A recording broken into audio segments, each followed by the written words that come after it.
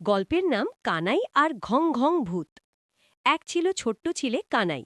কানাই খুব সাহসী, কিন্তু রাতের বেলা টর্চ ছাড়া বড় বারান্দা দিয়ে যেতে তার একটু ভয় ভয় করত।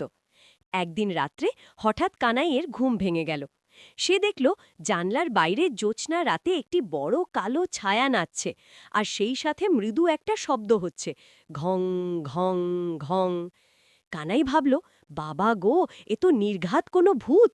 সে লেপের নিচে মুখ ঢেকে শুয়ে থাকল, কিন্তু শব্দটা থামছেই না। শেষমেশ সাহস সঞ্চয় করে কানাই তার টর্চটা নিয়ে জানলার কাছে গেল। জানলা দিয়ে উকি মেরে কানাই যা দেখল, বাইরে ঠাকুমার শুকোতে দেওয়া একটা বড় লাল শাড়ি হাওয়ায় দুলছে। সেই শাড়িটাই জ্যোৎস্নার আলো আধারিতে কালো ভূতের মতো দেখাচ্ছিল।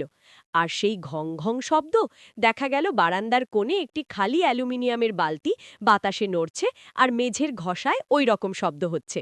কানাই নিজের ভুল বুঝতে পেরে খিলখিল করে হেসে ফেলল। সে বালতিটাকে লক্ষ্য করে বলল, ওরে বালতি ভূত, তুই তাহলে আমাকে ভয় দেখাচ্ছিলি? সেই রাতে কানাই নিশ্চিন্তে ঘুমালো। সে বুঝতে পারল পৃথিবীতে ভয়ের কিচ্ছু নেই, সবটাই আসলে মনের ভুল আর বাতাসের খেলা।